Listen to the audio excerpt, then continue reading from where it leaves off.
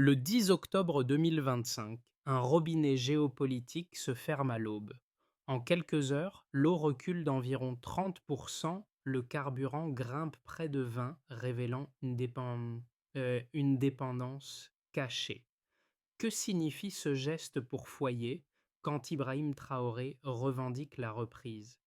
Dans les rues de Ouagadougou, les files s'allongent, des comités improvisent, les marchés recalculent leurs coûts, tandis que l'État teste sa crédibilité, la société son entraide, et le pays mesure si la souveraineté de l'eau peut stabiliser l'économie quotidienne sans fissurer la cohésion sociale déjà éprouvée par des tensions régionales persistantes.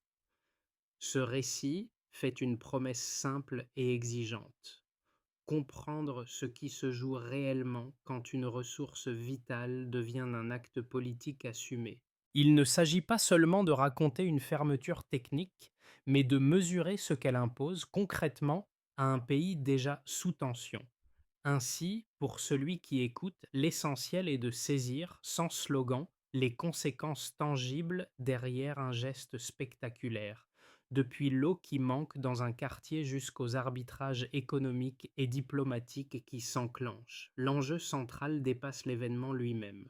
Lorsque Ibrahim Traoré décide d'interrompre un système hérité de décennies de dépendance, il ouvre une zone d'incertitude immédiate. Cette incertitude comporte des risques évidents: fragilisation de l'économie quotidienne, pression sociale accrue, réactions extérieures potentiellement coûteuses. Mais elle porte aussi une question de fond. Un État peut-il reprendre le contrôle d'une ressource vitale sans désorganiser durablement son tissu social et productif? En suivant la décision d'Ibrahim Traoré pas à pas, l'analyse va distinguer ce qui relève du choc immédiat et ce qui annonce des transformations plus profondes. Il ne s'agit pas de juger trop vite, mais de repérer où se situent les lignes de fracture et les marges de manœuvre réelles. En moins de 24 heures, une décision administrative devient d'un choc systémique mesurable. Dans plusieurs zones urbaines et rurales, l'approvisionnement en eau recule d'environ 30%, un chiffre qui suffit à désorganiser l'agriculture, les services essentiels et la vie quotidienne. Et très vite, un constat s'impose: la fermeture n'expose pas seulement une pénurie, elle met à nu une dépendance structurelle longtemps normalisée. Avant le 10 octobre 2025, l'accès à l'eau au Burkina Faso semblait stable.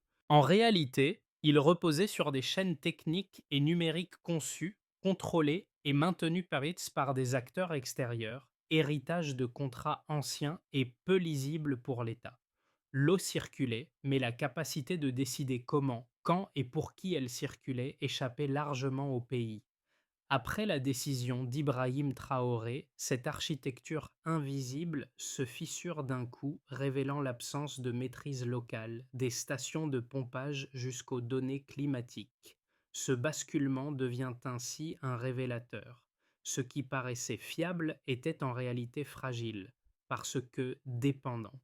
Ibrahim Traoré n'interrompt pas seulement un flux hydraulique, il touche un levier discret du quotidien, celui qui conditionne la sécurité alimentaire, l'économie urbaine et la cohésion sociale sans faire de bruit. Ce geste transforme un confort apparent en vulnérabilité visible. À partir de là, la question change de nature. Il ne s'agit plus seulement de gérer une baisse d'eau, mais de comprendre comment un système hérité peut être remplacé, adapté ou réparé sans provoquer un effondrement durable. Le contexte est posé. Un pays découvre, dans l'urgence, le prix réel de sa dépendance. Pour mesurer l'impact réel de la décision, il faut quitter les annonces et regarder les trajectoires humaines qu'elle met en mouvement. À Ouagadougou, dès les premiers jours, les routines se dérèglent. L'eau n'arrive plus régulièrement. Des quartiers s'organisent par créneaux, des familles stockent ce qu'elles peuvent et des comités de voisinage apparaissent pour répartir les volumes restants et prévenir les conflits. Rien d'idéologique ici, une réponse pragmatique à une contrainte immédiate. Dans ces files d'attente, le choix d'Ibrahim Traoré cesse d'être abstrait. Il devient un repère quotidien, discuté au marché, dans les cours familiales, sur les lieux de travail. Les habitants évaluent le coût concret de la rupture, mais aussi ses promesses implicites. Plus au nord, près de Kongoussi, l'effet est différent. L'agriculture dépend étroitement de l'irrigation, et la baisse de l'approvisionnement menace des cultures déjà fragiles. Là, des agriculteurs réhabilitent d'anciens canaux parfois abandonnés depuis des décennies, avec l'aide d'ingénieurs locaux. Ces microcas dessinent un même mouvement. La fermeture agit comme un révélateur de capacités internes longtemps marginalisées. Des acteurs intermédiaires émergent entre l'État et la population, capables d'agir vite là où les structures centralisées peinent. Ibrahim Traoré déclenche ainsi, sans l'avoir entièrement planifié, une redistribution des rôles. Et, au fond, une idée s'impose. Quand le système vacille, l'adaptation locale devient une ressource stratégique. La chronologie s'enclenche brutalement et suit une logique en 3 temps, où chaque étape amplifie la suivante. Le 10 octobre 2025 n'est pas une date isolée, mais un point d'activation. Lorsque Ibrahim Traoré donne l'ordre de fermer la rivière Sahel, l'acte est conçu comme un geste de souveraineté immédiat. Techniquement, il s'agit d'interrompre des systèmes automatisés pilotés depuis l'extérieur. Politiquement, le signal est sans ambiguïté. L'État burkinabé reprend la main sur une ressource vitale sans négociation préalable et accepte d'en assumer le coût à court terme. La phase d'activation est rapide et frontale. Dès l'aube, des équipes locales, appuyées par les forces de sécurité, prennent le contrôle des stations et des centres de gestion. Les serveurs liés à la supervision hydraulique sont coupés, les flux interrompus et la chaîne de dépendance, jusque-là invisible, se rompt en quelques heures. Cette première étape crée un effet de surprise totale. À l'intérieur du pays, les administrations improvisent des réponses d'urgence. À l'extérieur, les partenaires découvrent que la décision est effective et, surtout, difficilement réversible dans l'immédiat. Vient ensuite le temps du pic de tension. À mesure que les conséquences se matérialisent, la fermeture cesse d'être un symbole pour devenir une crise tangible. L'approvisionnement en eau baisse sensiblement, l'agriculture ralentit et les services urbains fonctionnent de manière dégradée. Les, les coûts logistiques augmentent. Le carburant, déjà sous pression, devient plus cher, entraînant une hausse en chaîne des prix. Les marchés réagissent avec nervosité. Certaines entreprises annoncent des pertes rapides, d'autres suspendent des investissements.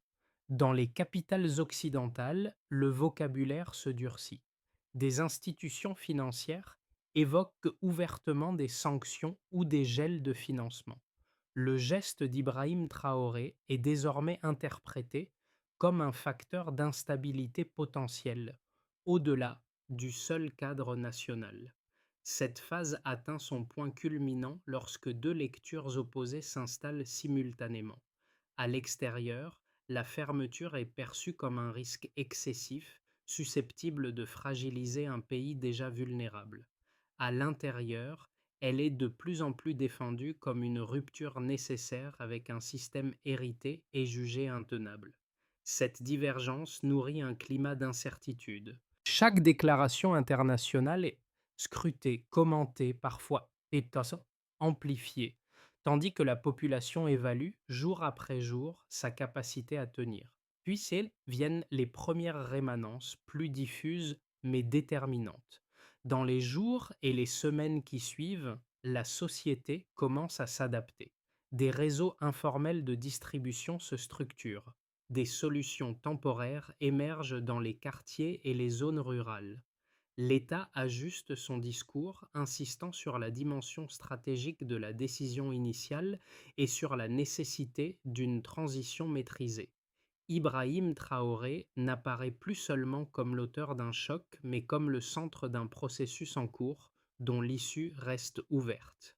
Cette troisième phase révèle un point clé. La fermeture de la rivière Sahel n'est ni un événement ponctuel, ni une crise figée. Elle agit comme une onde longue dont les effets se propagent dans le temps. Chaque réaction, économique, sociale ou diplomatique, devient une pièce supplémentaire d'un enchaînement plus vaste. Le pays entre dans une période où chaque décision future sera jugée à l'aune de ce moment initial, et où le coût immédiat est constamment mis en balance avec la promesse encore incertaine d'une autonomie durable. Avant le 10 octobre 2025, l'approvisionnement en eau du Burkina Faso était perçu comme relativement stable. Après la fermeture de la rivière Sahel, cette stabilité apparente se transforme en indicateur chiffré de fragilité. Le premier marqueur est immédiat. Dans plusieurs zones urbaines et rurales, l'accès à l'eau diminue d'environ 30%, un écart suffisant pour désorganiser des équilibres déjà précaires. Ce chiffre n'est pas uniforme, mais il donne une mesure claire du choc initial et de son ampleur. Concrètement, cette baisse se traduit par des cycles d'irrigation raccourcis et des coupures plus fréquentes dans les villes. Moins d'eau disponible signifie des rendements agricoles en tension, des services publics contraints et une pression accrue sur les points de distribution alternatifs. L'explication tient en une phrase. Lorsque le système central se grippe, aucune solution de remplacement n'est immédiatement opérationnelle à l'échelle nationale. Cette donnée révèle donc une dépendance structurelle plus qu'une simple pénurie ponctuelle. Le deuxième indicateur concerne l'énergie. Dans les 2 semaines suivant la décision, le prix du carburant augmente d'environ 20%. Ce chiffre, à première vue déconnecté de l'eau, en est pourtant une conséquence indirecte. La rupture des chaînes logistiques, combinée à l'incertitude politique, renchérit les coûts de transport et d'importation. Pour les ménages, cela signifie une hausse des prix des denrées de base et des déplacements plus coûteux. Pour les entreprises, cela se traduit par une contraction des marges et des arbitrages difficiles sur les investissements. L'explication est simple. Quand l'énergie devient plus chère, tout le reste suit. Un troisième indicateur éclaire l'impact externe de la décision. Plusieurs entreprises opérant autour de la rivière Sahel enregistrent, dans les 2 mois qui suivent, des pertes estimées entre 25 et 40% de leurs bénéfices. Cette fourchette montre à quel point leur modèle reposait sur un accès garanti et peu contesté à la ressource. Elle signale aussi que la fermeture ne déplace pas seulement le problème, elle redistribue brutalement les coûts entre acteurs locaux et internationaux, rendant visibles des dépendances économiques jusque-là invisibles. Pris ensemble, ces 3 chiffres racontent une histoire plus nuancée qu'un simple effondrement. Ils décrivent un choc sévère, mais aussi la fin d'un équilibre artificiel. Avant, la performance du système masquait son obsolescence et son inadéquation aux besoins locaux. Après la décision portée par Ibrahim Traoré, la crise rend visible des failles longtemps ignorées, des infrastructures aux chaînes de décision. Les données deviennent alors un outil politique à part entière, mobilisé pour alerter sur les risques immédiats, autant que pour justifier la nécessité d'une réorganisation profonde. Ainsi, l'enjeu n'est pas seulement de savoir si ces indicateurs sont inquiétants. Elle consiste à déterminer ce qu'ils mesurent réellement. Sont-ils le signe d'un échec durable ou le coût mesurable d'une transition vers une gestion autonome encore inachevée? À ce stade, les chiffres ne tranchent pas. Ils fixent le cadre d'un débat où chaque point de pourcentage devient un argument et où l'issue dépendra de la capacité de l'État, sous l'impulsion d'Ibrahim Traoré, à transformer un choc subi en trajectoire maîtrisée. La fermeture de la rivière Sahel cristallise rapidement 2 lectures antagonistes, chacune appuyée sur des arguments cohérents et des données partagées. La première, portée par des économistes internationaux et des institutions financières, insiste sur le risque systémique immédiat. Selon cette analyse, interrompre brutalement un flux vital désorganise l'économie réelle. La baisse de l'approvisionnement en eau freine La production agricole perturbe les services urbains et accentue l'inflation déjà perceptible. La hausse du carburant et la contraction des marges des entreprises sont lues comme des signaux d'alerte précoce annonçant un affaiblissement durable de la croissance. Le raisonnement est linéaire. Une ressource mal sécurisée fragilise l'investissement, réduit la capacité de l'État à financer ses politiques publiques et expose le pays à une instabilité prolongée dans un contexte régional déjà tendu. La seconde lecture, défendue par de nombreux analystes africains et des acteurs locaux, renverse la perspective sans contester les chiffres. Elle part du principe que la stabilité antérieure était trompeuse. L'accès régulier à l'eau reposait sur des infrastructures obsolètes, contrôlées par des intérêts extérieurs et peu adaptées aux besoins nationaux. Dans cette optique, la fermeture n'est pas une rupture irrationnelle, mais une mise à nu volontaire d'une dépendance structurelle. Le choc est assumé comme un passage obligé. Les pertes économiques à court terme sont interprétées comme le coût d'entrée d'une reprise de contrôle destinée à renforcer la résilience à long terme et à redonner une marge de décision à l'État. Ces deux thèses s'opposent moins sur les faits que sur leur interprétation temporelle. Les données sont largement partagées.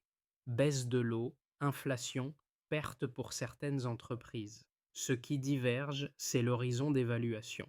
Les critiques privilégient la sécurité immédiate et voient dans la décision un facteur d'aggravation des vulnérabilités. Les défenseurs y lisent la confirmation que le système antérieur était intenable et que repousser la rupture aurait simplement différé le problème. Au final, la réalité se situe dans un entre-deux inconfortable. La décision impulsée par Ibrahim Traoré crée des risques réels et mesurables, mais elle révèle aussi des marges de manœuvre longtemps ignorées. Le véritable enjeu n'est donc pas de trancher entre audace et imprudence, mais d'évaluer si l'État est capable de transformer un choc assumé en trajectoire maîtrisée avant que les coûts sociaux ne deviennent irréversibles. Le centre de gravité du débat se déplace alors, de la légitimité du geste vers la capacité à en gouverner les conséquences. Ce basculement ne vient pas d'une nouvelle annonce officielle, mais d'un changement plus discret dans la dynamique du pouvoir. Au fil des semaines, la fermeture de la rivière Sahel cesse d'être perçue uniquement comme une décision imposée d'en haut. Elle devient un point d'articulation autour duquel de nouveaux acteurs gagnent en importance, souvent loin des institutions centrales. L'État reste présent, mais il n'est plus seul à porter l'initiative opérationnelle. Et ce que cela révèle, c'est que la crise redistribue l'action. Là où les anciennes structures centralisées montrent leurs limites, des réseaux locaux prennent le relais. Comités de quartier, coopératives agricoles, techniciens indépendants et responsables communautaires comblent les vides laissés par la rupture du système précédent. Cette montée en puissance n'est pas coordonnée par un plan unique. Elle est guidée par une nécessité partagée. Maintenir l'accès à l'eau et préserver une forme minimale de stabilité sociale. Dans ce mouvement, Ibrahim Traoré reste le déclencheur de la décision initiale. Mais l'évolution du rapport de force ne se joue plus uniquement au sommet de l'État. La fermeture agit comme un accélérateur. Elle force l'émergence d'un acteur collectif, fragmenté mais réactif, capable d'agir là où l'administration centrale ne peut pas intervenir assez vite.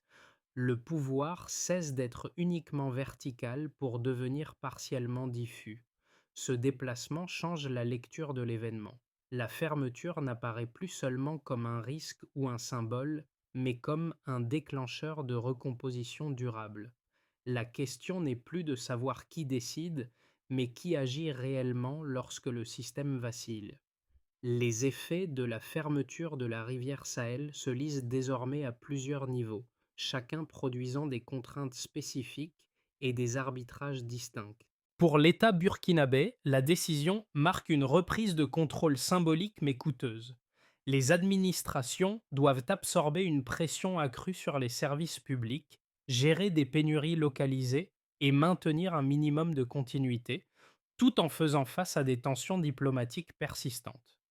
La crédibilité institutionnelle se joue dans la capacité à tenir dans la durée, à communiquer sans surenchère et à éviter que la crise ne se transforme en désordre durable.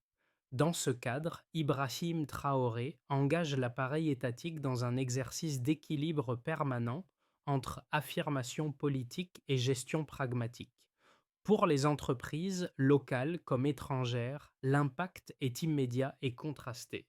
Les, sommets- les sociétés dépendantes de l'eau voient leurs coûts augmenter et leurs marges se réduire, parfois brutalement. Certaines entreprises étrangères enregistrent des pertes rapides, ce qui entraîne des gels d'investissement ou des retraits partiels. À l'inverse, des acteurs locaux occupent progressivement les espaces laissés vacants, souvent de manière informelle, en adaptant leur modèle à un environnement plus incertain. Cette recomposition crée de l'instabilité, mais elle ouvre aussi des opportunités pour ceux capables d'opérer sans dépendre de flux externes stables.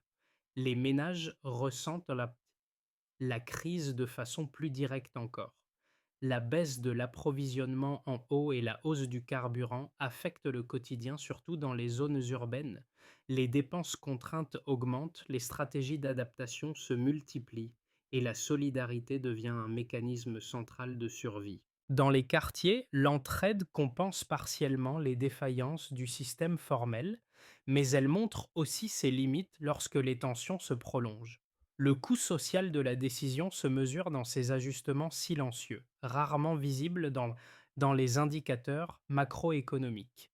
À l'échelle régionale, enfin, la décision du Burkina Faso agit comme un signal observé de près. Les pays voisins évaluent les conséquences de ce choix souverain, certains y voyant un précédent risqué, d'autres une source d'inspiration possible. Le geste porté par Ibrahim Traoré nourrit ainsi un débat plus large sur la gestion des ressources en Afrique de l'Ouest, où la frontière entre coopération et compétition reste fragile et mouvante. Pris ensemble, ces quatre niveaux d'impact montrent que la fermeture de la rivière Sahel ne produit pas un effet unique, mais une série de répercussions imbriquées. Chacune pèse différemment, mais toutes redéfinissent les priorités, les marges de manœuvre et les rapports de force du Burkina Faso dans un contexte déjà instable. À l'horizon des 6 à 12 prochains mois, trois trajectoires plausibles se dessinent sans qu'aucune ne puisse être considérée comme acquise. Le premier scénario, le plus probable, repose sur une stabilisation progressive mais fragile. Dans cette configuration, l'État parvient à contenir les ruptures les plus graves grâce à des ajustements techniques et à une coordination minimale avec les acteurs locaux. L'approvisionnement en eau demeure contraint mais devient plus prévisible. L'inflation ralentit sans disparaître et les tensions diplomatiques persistent sans déboucher sur un isolement total. Ce scénario exige une gestion quotidienne de l'urgence, une communication disciplinée et une capacité à éviter l'épuisement social, condition indispensable pour tenir dans la durée. Un scénario plus optimiste suppose un basculement plus profond. La crise agit alors comme un accélérateur de transformation. Les initiatives locales se structurent, les compétences techniques nationales montent en puissance et de nouveaux partenariats régionaux émergent plus équilibrés. La gestion de l'eau devient progressivement plus décentralisée et mieux adaptée aux réalités territoriales. Dans ce cadre, la décision initiale d'Ibrahim Traoré est relue comme un point de départ plutôt que comme une rupture isolée. Les coûts initiaux restent élevés, mais ils sont compensés par une dynamique de reconstruction et par un regain de crédibilité sur le plan régional. La contrainte se transforme en levier à condition que l'État accepte de partager l'initiative et d'ancrer les solutions dans le long terme. À l'inverse, un scénario pessimiste repose, à l'inverse, sur une accumulation de blocages. Les infrastructures peinent à être réparées, les pressions extérieures se durcissent et la capacité de l'État à amortir les chocs sociaux s'érode progressivement. La sauce durable des prix, combinée à des pénuries prolongées, alimente des tensions internes difficiles à contenir. Dans cette hypothèse, la fermeture de la rivière Sahel cesse d'être perçue comme un acte stratégique pour devenir un facteur d'instabilité chronique, minant la cohésion sociale et affaiblissant la marge de manœuvre politique. Face à ces trajectoires, une recommandation essentielle s'impose: ne pas confondre vitesse et précipitation. Si l'autonomie est l'objectif, elle nécessite des séquences claires, mesurées et, autant que possible, réversibles. Les choix opérés aujourd'hui n'épuisent pas l'avenir, mais ils orientent fortement la direction prise. La question n'est donc pas de prédire quel scénario s'imposera, mais de comprendre quelles décisions concrètes, prises maintenant, rapprocheront le pays d'une stabilisation maîtrisée plutôt que d'un enlisement prolongé. Pour mesurer pleinement la portée de cette crise, il faut observer comment elle traverse des publics très différents et comment elle peut toucher directement le lecteur. Les jeunes urbains, d'abord, vivent la fermeture de la rivière Sahel comme une rupture immédiate de leur quotidien. Coupure d'eau plus fréquente, hausse des prix, transport plus coûteux. L'incertitude devient une donnée permanente. Pourtant, cette génération transforme souvent la contrainte en engagement.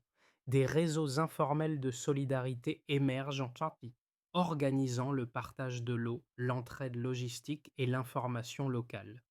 La crise devient alors un espace d'apprentissage collectif où l'adaptation compte autant que la protestation. Les familles rurales font face à une réalité plus directement liée à la survie économique.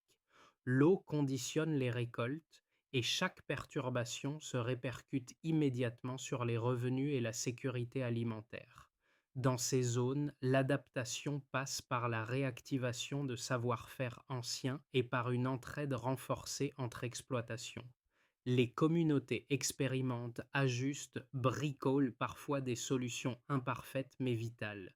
Cette résilience discrète est rarement visible dans les débats nationaux, mais elle constitue un socle essentiel de stabilité. Un troisième groupe prend une importance croissante: les techniciens et ingénieurs locaux. Longtemps cantonnés à l'exécution de systèmes conçus ailleurs, ils deviennent des acteurs clés de la transition. Leur expertise est sollicitée pour maintenir les infrastructures, contourner les pannes et imaginer des solutions adaptées aux contraintes locales. Leur montée en responsabilité redéfinit la place du savoir technique dans la gestion des ressources. Ces trajectoires différentes convergent sur un point central: la souveraineté n'est pas une abstraction lointaine. Elle se vit dans les gestes quotidiens, les arbitrages collectifs et la capacité à tenir face à l'incertitude. La crise agit ainsi comme un miroir, révélant ce que chacun est prêt à faire individuellement et collectivement pour préserver un équilibre déjà fragile. À ce stade, la question n'est plus seulement celle du diagnostic, mais celle d'un chemin praticable pour sortir de la crise sans en créer une nouvelle. Une trajectoire crédible suppose une séquence claire, structurée autour de responsabilités identifiables et d'objectifs mesurables. Le premier pas consiste en un audit opérationnel des infrastructures hydrauliques existantes, mené par des équipes nationales avec un appui technique ciblé et temporaire. Il doit établir ce qui fonctionne, ce qui est obsolète et ce qui peut être réparé rapidement. L'objectif n'est pas la perfection, mais une visibilité minimale pour décider sans improvisation permanente. La deuxième étape repose sur le renforcement des capacités locales. Former, outiller et retenir des ingénieurs, des techniciens et des gestionnaires devient une priorité immédiate. Il s'agit de programmes courts orientés vers la maintenance, l'adaptation et la gestion de crise, plutôt que vers des modèles importés difficiles à appliquer. Cette montée en compétences réduit la dépendance opérationnelle et accélère les délais de réponse lorsque le système est sous tension. Dans cette phase, l'impulsion politique donnée par Ibrahim Traoré doit se traduire par des arbitrages budgétaires clairs et lisibles. Troisièmement, la coordination avec les acteurs communautaires doit être formalisée. Les comités de quartier et les coopératives rurales, déjà actifs, peuvent devenir des relais reconnus, à condition de disposer de règles simples, de moyens limités mais stables et d'un cadre de responsabilité partagée. Cette reconnaissance institutionnelle réduit les frictions et améliore la distribution de l'effort sans recentraliser excessivement la décision. Quatrième étape, la coopération régionale ciblée. Sans céder le contrôle stratégique, le Burkina Faso peut partager des données, des alertes et des bonnes pratiques avec ses voisins. Cette approche pragmatique diminue les risques de tensions inutiles et renforce la crédibilité du pays sur la scène régionale. Enfin, un système de suivi léger mais rigoureux doit être mis en place. Accès à l'eau, délai de réparation, stabilité des prix, quelques indicateurs suffisent pour ajuster la trajectoire. Dans cette logique, Ibrahim Traoré n'est plus seulement associé à la rupture initiale, mais à la capacité de transformer une décision risquée en processus gouvernable. Revenir au point de départ aide à comprendre ce qui s'est réellement joué depuis le 10 octobre 2025. L'image des canaux d'irrigation réhabilités à la hâte, évoquée plus tôt, résume mieux que de longs discours la portée de la fermeture de la rivière Sahel. Des gestes simples, parfois improvisés, ont permis de maintenir l'eau en circulation malgré la rupture du système central. Cette scène dit quelque chose d'essentiel. La crise a ouvert une faille, mais c'est dans cette faille que des capacités longtemps sous-estimées ont émergé. La décision d'Ibrahim Traoré ne se réduit plus à un acte d'autorité isolé, elle devient d'un révélateur. Elle montre comment une société réagit lorsque les certitudes disparaissent et que la dépendance devient visible. Les ingénieurs locaux, les agriculteurs, les habitants des quartiers urbains ont transformé une contrainte brutale en action concrète, sans attendre une solution parfaite ni un plan entièrement défini. Cette dynamique n'efface ni les coûts, ni les tensions, mais elle redonne du sens à l'idée d'initiative collective. Dans cette lecture, Ibrahim Traoré apparaît moins comme le seul détenteur du pouvoir que comme le déclencheur d'un mouvement plus large, dont il ne contrôle pas tous les contours. La souveraineté cesse d'être un mot d'ordre abstrait pour devenir une pratique quotidienne, imparfaite mais réelle, ancrée dans des choix concrets et des compromis assumés. Ce qui demeure, au-delà des chiffres et des controverses, c'est cette bascule silencieuse. Un pays apprend à agir par lui-même, sous contrainte, avec des ressources limitées. La leçon est simple et exigeante. La souveraineté commence lorsque l'attente s'arrête. Au terme de cette séquence, une chose apparaît clairement. Ce qui se joue au Burkina Faso dépasse largement la fermeture d'une rivière. L'acte initial a ouvert un débat plus vaste sur la manière dont un pays reprend prise sur ses ressources, sur ses choix collectif et sur son avenir politique. La décision portée par Ibrahim Traoré oblige à sortir des lectures simplistes, oscillant entre héroïsation et condamnation automatique. La réalité observée est plus complexe, faite de coups immédiats, d'adaptations progressives et de tensions encore non résolues. Cette situation invite à une réflexion qui dépasse le seul cas burkinabé. Comment évaluer une décision souveraine lorsque ses effets sont à la fois déstabilisants et porteurs de recomposition profonde? Où placer le curseur entre sécurité à court terme et autonomie à long terme, surtout dans des contextes marqués par des héritages techniques et politiques lourds? Ces questions concernent d'autres les sociétés confrontées à des dépendances invisibles et à des marges de manœuvre limitées. Plutôt que de conclure par une certitude, l'enjeu est d'ouvrir un espace de discussion. Observer, comparer, débattre, sans slogan ni réflexe idéologique.